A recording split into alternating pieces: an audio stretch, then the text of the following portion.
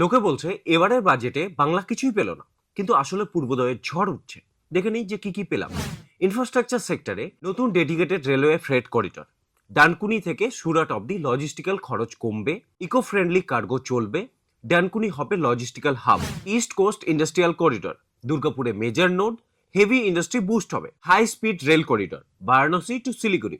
এছাড়াও উত্তরবঙ্গে আরো 3টি নতুন রেল করিডর, 4000 ই বাস পূর্বাঞ্চলে, শহর গ্রামে ইকো ফ্রেন্ডলি ট্রান্সপোর্ট পৌঁছাবে। এরপর ইন্ডাস্ট্রি, ন্যাশনাল ফাইবার স্কিম, পাট শিল্পে মডার্নাইজেশন, হুগলি নদীর মিলগুলোতে কর্মীদের বড় সুবিধা পাচ্ছে, 2000 লিগালি ইন্ডাস্ট্রিয়াল ক্লাস্টার রিভাইভাল, মানে যাতে বাংলা সব থেকে বেশি লাভবান হচ্ছে।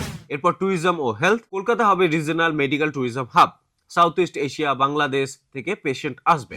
এরপর যদি এডুকেশনে আসি, তো তাহলে পানিহাটি নাইপার আপগ্রেড হবে, প্রতি জেলায় স্টেম ফোকাসড গার্লস হোস্টেল হবে। তো তাহলে এই বাজেটে কানেক্টিভিটি, ইনফ্রাস্ট্রাকচার, ইন্ডাস্ট্রি সবকিছু পাওয়া গেল।